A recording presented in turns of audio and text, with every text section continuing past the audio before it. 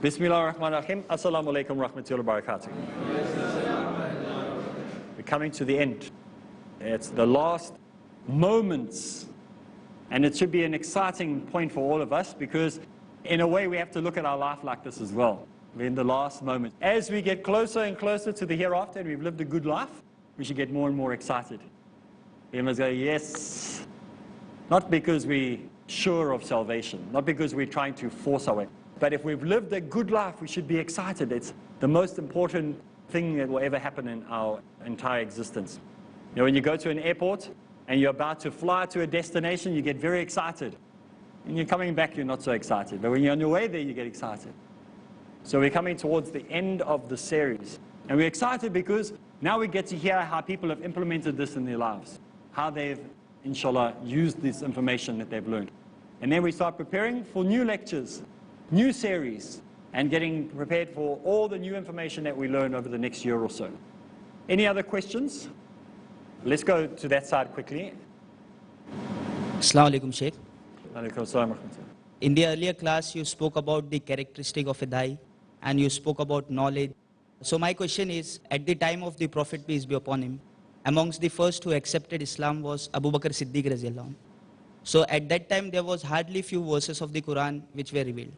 So today we ask for the references for everything. But at that time, there was no dalil. So it was the truthfulness and the good character and conduct of Prophet, peace be upon him, which led Abu Bakr Siddiq Raziyallahu Anhu to accept Islam. So don't you think that good manners and conduct comes before knowledge and techniques? I know that you have already touched on it. Time is short, so the answer is that they all work together. There's no need to work on a good character and not knowledge, and like have them separate from each other. Like, I'm going to do knowledge now, and later I'm going to develop a good character. These things can be done at the same time. I mean, we just think logically. Islam is a common sense religion. We don't want to go to extremes in anything we do. When you're learning to perform your salah perfectly, you're also learning to read perfectly, to how to your pronunciation is. And you're also learning how to focus. All of these things are happening at the same time. Do you know when you put your foot down, and when you just stand, you don't even have to walk. Try it at home. Just stand. Be conscious for a few seconds on how many things are happening at the same time in your foot.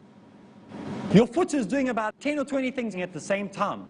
You think you're standing straight, but every little muscle is twitching and readjusting and moving, and your body is putting the equilibrium in, and your head is focused. Everything is happening, and you just think you're standing. That's why it's so difficult for them to make a robot or an android or whatever it is, because just making an object that looks like a human being is the easy thing to do. It's all those tiny little nerve endings that have to fire and shoot at the split of 100th of a second to keep you standing properly. So in Islam, it's the same thing. You don't have to do this, and then once that's done, and you're going to you can do them simultaneously, and they should be worked at the same time. The Prophet Muhammad ﷺ was the truthful, the honest, the trustworthy. So that was the first thing, but he was also working on many other things in the community at the same time, other than just their trustworthiness and their honesty and their good character. So that you can develop these, you can multitask. Some people say that there is no such thing as multitasking. You can't multitask. You can't do 3 or 4 things at the same time because one thing is going to fail. And some people believe that only women can multitask and men can't multitask. That's not true either. Men can multitask just as much as women can. We just choose not to. So when you ask us to stir the pot in the stove and to make a phone call, we say we can't do it. We can only do one thing. That's convenience. It's got nothing to do with not being able to multitask. Men have selective memories and selective abilities when it suits them. But generally, we can do exactly the same. We can multitask as well. So when you're committing to Islam, multitask. There's no need to just develop on one thing and not the other. As you grow, you can add more and more things into Islam. Okay. Any other questions? Let's just ask you. Brother, in the Holy Quran, Allah subhanahu wa ta'ala has commanded us to speak to the people of the books, the Christians and the Jews, about the message. Now, when we speak to them, what if they are very arrogant and they say, I don't want you to tell me about my religion or my book. I believe what I believe. So then how to handle that? There's a saying in English, none so blind as those who will not see, none so deaf as those who will not hear. You can't force anything on everyone. In your job, your duty as a Muslim when you're calling people to submit to Allah is to simply convey the message. But does that mean you just convey it and you never do it again? No, persistence wears down resistance. So you can do it in a soft way. Every time, just give another bit of information. Remember, the best dawah possible, the best way of calling to submission to Allah is by your character.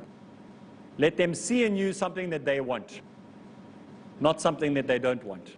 So character, or your behavior, the way you behave, is the best projection of what you're trying to say to people. So take your time with people. If they say, me to my religion and you to yours, we know that we agree with that. It's even the Quran tells us this. But we don't want to force it on people. We don't want to become Bible thumpers, like the Bible guys do. They force it down your throat. You are welcome to make a decision to accept or reject. We would prefer that you at least listen. If you don't want to, then you cannot say one day that you never heard. Our conscience and our hands and our mouths and our bodies are clean because our actions showed how to live Islam. Our words told you about Islam, and the rest of our body should follow sync with that. Okay. Sheikh, I actually have a friend of mine, he's a Muslim. But he believes in Allah, he believes in the Quran. But as far as hereafter is concerned, he says, I have only one life. What if I die and I'm not resurrected? And I tell him that, Quran has stated this and this. And he says that, Allah said everything true regarding everything. But I have my own ideologies. You won't understand me. So how to give dawah to him? He is also polite. Many people will say, and we've hardly got any time to answer this, but many people say, how do I know there's a hereafter? No one's died and come back to prove it. So I'm going to live this life for the best I can, have the biggest party I can, do all the things that I want to do right now, because you guys, you can do it your way, and you're going to end up finding out there's nothing after death. Well, we could reverse that whole thing and say, yeah, well, you could end up finding there is something. So we can't force him. So what we can do is say, but do I look unhappy in my life? Do I look like I'm not enjoying myself? Do I look sad?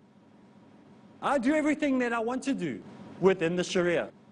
I have all the excitement I want. I'm a happy person. I don't sit there going, oh, how terrible life is. I am getting the most out of this life. Me, as myself, talking to you now, I get the most out of it. I do all sorts of things. I skydive, I do mountain climbing, I do abseiling, I surf, I travel, I do speaking, I go on Peace TV. I have the wonderful, I do everything I can. I squeeze out of 24 hours what most people will get out of 2-3 months. I try and do as much as I can. I enjoy this life. So I'm not losing anything, I'm gaining and gaining. Because I'm investing in my future and I'm enjoying life at the same time. Now, if you think there's nothing after this life and you're sitting there going, well, there's nothing, you're welcome to do that. No one's going to force you to believe it. But we're asking that perhaps you just think for a moment that, if you're wrong, you've got a lot of answering to do in the hereafter. In fact, there's a saying that says, if you are wrong, you've got hell to pay. So there is a great danger of being so sure. All of us are unsure. This is why we depend on Allah. This is why we surrender to Allah. We don't do it because we're only hoping that if we surrender to Allah, that we will go to paradise one day. That's one of the main reasons, but it's not the only reason. We do it because it's the right thing to do, because it's a better way of life. We thank you for being with us in the series so far, and listening and partaking and sending us your feedback. We ask Allah to guide and direct each one of you and ask you to forgive me for all the mistakes I made. I'm sure I've made plenty. And that you have a bit of patience with me, because I'm also somebody who's learning as I go along. So from me, Areeb Islam, and all of us here, Assalamu alaikum wa rahmatullahi wa barakatuh.